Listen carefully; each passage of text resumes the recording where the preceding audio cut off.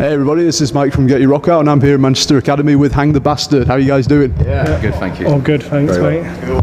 This is your last night on the tour. How do you think it's been so far? Yeah, I've really enjoyed it. I think it's been a really good, solid tour. Each night's got better. I don't know. It's just been a really fun, enjoyable, easy tour.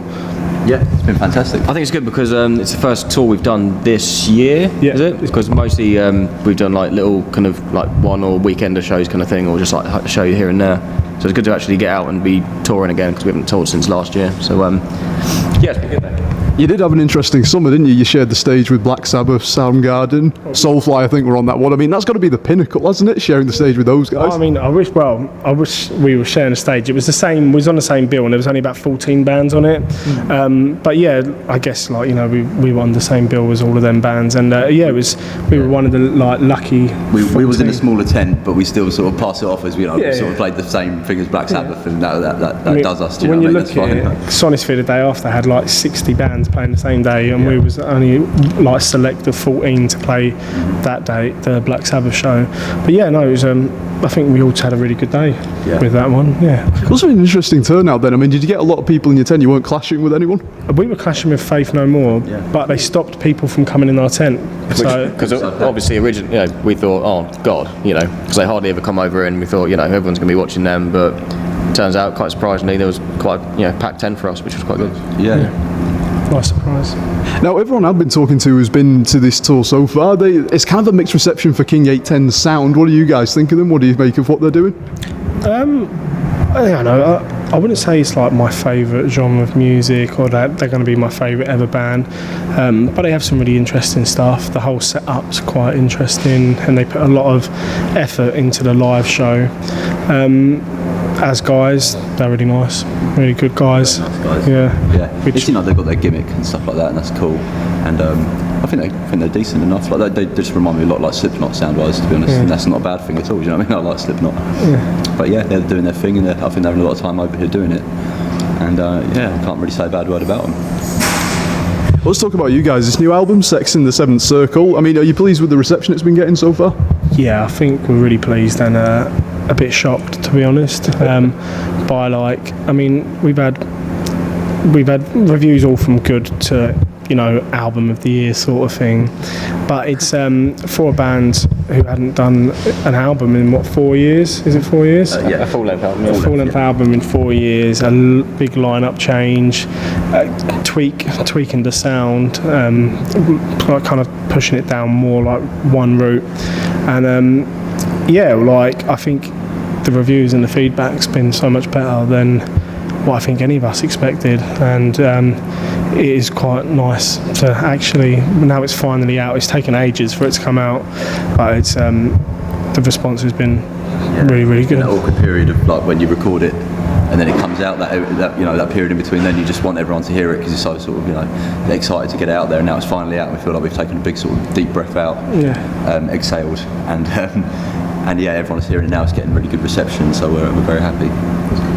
My colleague Stuart Iverson reviewed it. He said it was very much, it had the feel of a band that was embarking on a new era of sound. You mentioned like lineup changes and everything. You did the compilation shortly before that. Would that be accurate? With this is an album where the sound is kind of the next step? Yeah, absolutely. The compilation, the discography was like a bookend of what we've done so far with the previous lineup, with like our previous singer. And everyone knows when you get rid of a singer, it's kind of like make or break, because that's like the real connection to the audience, the singer, isn't it? That's the sort of soul of the band. So it can go really wrong sometimes.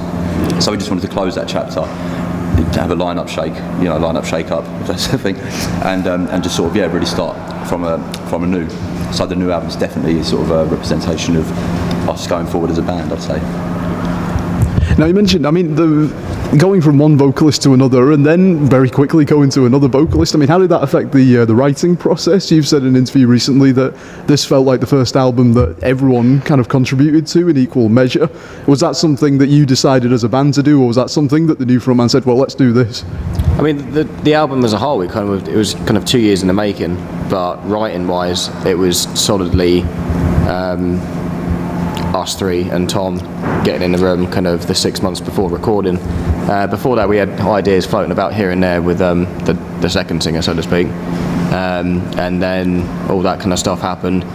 And then there was a bit of a break, and then we kind of got together and just like knuckled down, and that's when it kind of all kicked off, and all the songs for this were written. We found a really good chemistry with our new lineup. You know, me and Joe sort of got together. Joe plays bass now, I play guitar, and we struck up like a sort of writing partnership where we didn't really have before in the previous version of Hang the Bastard, where it was a bit more sort of one-sided, but we've really started to gel as musicians now, and it's a nice feeling. It's quite exciting. And I think that shows on the record. You've got quite a lot of interesting things on there. So I don't think we sat down and went, this is what the album needs to sound like, and this is what we want it to sound like. I think we just got in a really good rhythm. Like 1 week, like we had the last lineup change that we've cut down the size of Hang the Bastard from being a 5-piece. We'll still be a 5-piece live. We have like a guy called Angus that stands in, but we had to cut down it to 4-piece. It's the first time that I think Hang the Bastard has actually been a 4-piece, and it's probably like the best thing we could have done. And the kind of first practice of us being writing session, of us being a 4-piece, us three wrote two of the strongest tracks on the album. We send it over to Tom, see what he thinks. Brilliant. Then the next week, I think we wrote another one.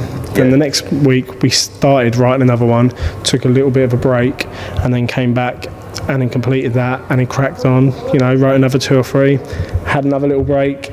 You know, just kind of keep. Found you had a renewed sense of flow with the new lineup. It's a very organic sort of writing session. We've had things in the past where we're writing and we just sort of like hit a wall with practice, and then you have to go away and sort of think about it. But this one everything just kept coming and coming. Very organic, very rolling. I think we took a few breaks though, because we didn't want to hit that wall where you're kind of sitting there. I think from previous experience that you need a bit of a break from it. I think we had one practice where there was like 1 hour where we were just sitting there. That sort of awkward, and there was literally, and that's when we just had a break.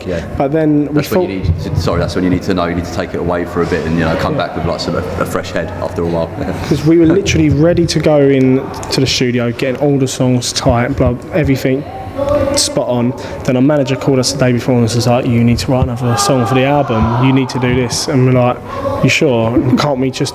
The paranoid moment. Basically. And we wrote a song, and it took the first time we actually played it was the first time like. I had like a riff, and I was sort of like showing Sam and giving him the eye. It really is the paranoid moment, isn't it? Yeah, it was. And we were just looking at each other, and it's.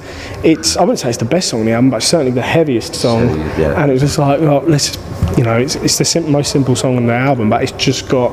It was just kind of perfect for what we needed just there like, and then. Paranoid is like a 5-minute song that we did in literally like 5-10 minutes. It just sort of comes together really. We played it twice and then recorded it. So. See, I'm always curious about a track like that. When you then take it on the road, do you find that you're kind of improvising it a little bit, or is it just you get it done within that set period of time and then that's just it, that's the song done? Or are you finding that because it was such a rush job, you get it out on the road and you go, oh, maybe that sounds a bit better if I do that? That happens to all the songs, man. Like when we're like, even the first song on the album we write, we sort of go through it and play it loads up until writing the album. But then even I start thinking of things like, maybe we could try this, and it's like a little bit too little, too late on record. But it's all, songs always evolve live. I might throw little bits in there to sort of make it better and stuff like that. And I thought of something like that today, funnily enough, actually. I was at work and I was like, that would be quite good. That reminds me to tell you about that, actually. But yeah, no, I know exactly what you mean. Like, it does kind of keep evolving. But as it is on record, once it's down, I guess. And clean vocals for the first time. Yeah. Was that something that Tom kind of suggested, brought in, or was that another thing where it just kind of happened? It's a song, Mists of Albion, and it's like definitely a little bit of a different direction as well.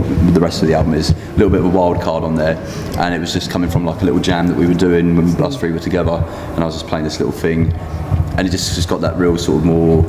Again, I don't think we purposely went out to write a mellow song. No, but just Tom heard it, didn't he? And then he just thought that we could try something different over that, and the end result is something really good. It's had a lot of comments from people. It's like definitely sticks out like a sore thumb. But I think that it's quite a brave move, and I think it's one that people appreciate, I hope. And there's a few other little bits of clean vocals, but like kind of backing vocals and harmonies, but not to that level where there's a whole song based around it. And I think, like I say, Sam brought the song in, made the song like on the spot sort of thing, and we jammed it through loads at one practice. We sent him a version, probably fairly different to how it sounds now. We sent Tom a version of it, and I think Tom took it as like a bit more of a like an experiment, something where he could, as a musician, actually show off what he can do, and he came in with all these like harmonies and this and that. I think the only thing he couldn't get down was lyrics. I don't think he couldn't really think of what he wanted up until like maybe a week to go. Yeah. The lyrics are very, to be honest, they're quite generic and quite simple, but it was I think that was a bit of a tactic, because a lot of our lyrics, it's a very heavy concept album. The lyrics can go really deep, and then we thought like the lyrics of the clean vocals, we might do something a little bit more sort of straight to the point, sort of cut through a little bit more sometimes, if you know what I mean. There's a well and good being very sort of deep and what's the word, like cryptic. Got it, cryptic, yeah, nearly got it there. But then sometimes it's good to be very sort of quite obvious as well, I guess. And are you satisfied that this current lineup then is a bit more solid? This is something that you can go with for the next few years? Hopefully, because I'm fed up of it. I think we've had 17 bases up till now, so it's a bit mental in that respect. But, you're fed up of changing lineups? Yeah. I think you're fed up of this. But yeah, we think it's our strongest material to date, i.e. this record, and because of that, it's the lineup. So I think the big thing was us as a kind of business or brand, whatnot, to cut it down to 4-piece certainly helped. And like I say, we have a guy standing live, and he's kind of like Sam calls it the 4.5 guy. He'll do things, he'll sign stuff and do some photos and whatnot. But when it's as like, when all the kind of contract stuff and all that rubbish side of being in the band happens, it's us four, who deal with it. And to be honest, sometimes I probably wish I was in Angus's. Yeah, he's quite lucky. Yeah, flipping stress free. Yeah. But it's. We do get along. We certainly have a laugh. Sometimes I was a bit horrible to him earlier. And do you know what I mean? Like, it's, gets. But no, we do. We all have found a good chemistry now after like years of sort of fine tuning it, if you know what I mean. No, but yeah, we do have a really good laugh, and we could have 18 bassists. No, I think this is definitely something to say. I think this is cool. We're all happy. We have a good laugh, and we can, we all let our little sort of like pet hates kind of out in a positive way rather than a negative way of letting it build up like we've done with previous members, and it just reaches like a boiling point and then it explodes. So we've all got our way of venting our little Angus little play fights or something like that, or just dickheads or whatnot. I can't say that. Can I say that? No, you have now. Yeah, right. That's what I called him by mistake. So but this is here to stay for sure. So what's next? What's next after this tour? This is the last night of the tour. Have you got anything else lined up? Have you got any? Simon might be talking now until we go on tour with Entombed AD in about six weeks. Time, we'll be touring with them. That's also coming to Manchester. I can't remember what. It's just a simple 4-date tour with that with Entombed. Our first time back in Ireland since 2008, which is quite cool. Yeah. And Manchester, Glasgow, and London.